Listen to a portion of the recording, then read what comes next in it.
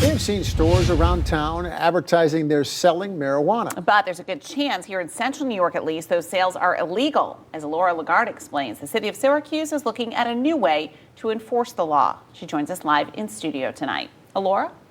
Megan and Matt, right now across New York State, there are only 8 stores that can sell recreational cannabis legally. The closest one to Syracuse in Ithaca. But state and city leaders say they're cracking down on businesses that are advertising and selling illegally. At the Department of Law budget hearing earlier this week, lawmakers addressed the sale of marijuana. Recently, Syracuse Corporation Counsel Susan Katzoff says the city has run into trouble with storefronts that aren't allowed to sell or advertising that they are. You have people lined up to go thinking it is safe and appropriate because it was quote unquote legalized in New York, but in fact, we are not quite there yet. Katzoff says despite New York legalizing the sale of the drug, if the necessary licensing isn't distributed by the state, they can't sell. She adds the reason why that's important to know is because no regulations are testing that cannabis-induced product to ensure it's safe, something the public doesn't understand.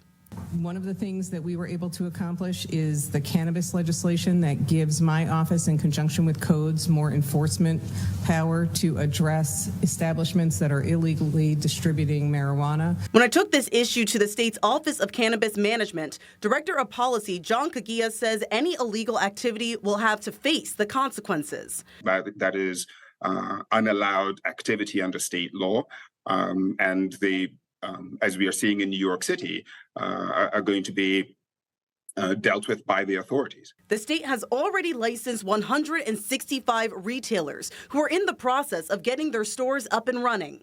The law was first created to acknowledge the inequitable treatment of Black and brown men being arrested for cannabis offenses. The law was absolutely not intended to create a free-for-all retail environment that allowed anyone who wants to sell cannabis. With illegal selling still happening, Kagia made some suggestions to New Yorkers to stay safe.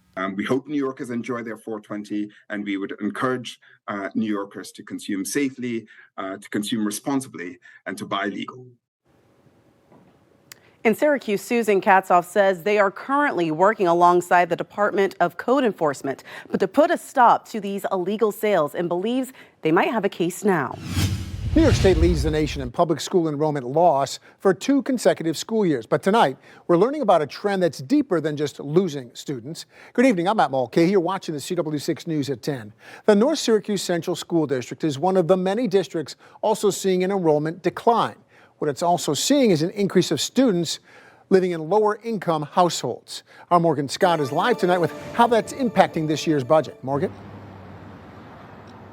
Matt, tonight, school officials with the North Syracuse Central School District tell me they recognize the increased need from students, and they're doing what they can to meet those needs through this year's school budget. Over the past 10 years, the North Syracuse Central School District has seen a steady decline in student enrollment, but there's also been a growing number of students facing poverty. We're seeing an increase in the needs, so especially coming off of COVID, we've had more students qualify for special education services. We're realizing that more kids are struggling, and we need to make sure we close the gaps for those students. In 2013, 28% of students in the district qualified for free and reduced lunch. That increased to 42% in 2022. There's also an increase in the English language learner population. You know, I think of it as the degree of difficulty for our teachers has increased because the kids that come that are from more impoverished settings are needier. Their needs are greater, and so they don't have some of the advantages of a more affluent family. And so we need to bridge that gap and provide additional services. Both Bowles and Keegan say this year's budget proposal is a way to help create an adequate learning experience for the current student body. And after years, state aid is finally starting to help the district. Last year and this year are the first years in many years where they have actually given us what we need in foundation aid, but the state still owes us probably at least almost $100 million in foundation aid over the past 15 years. So we're still playing catch up in that regard.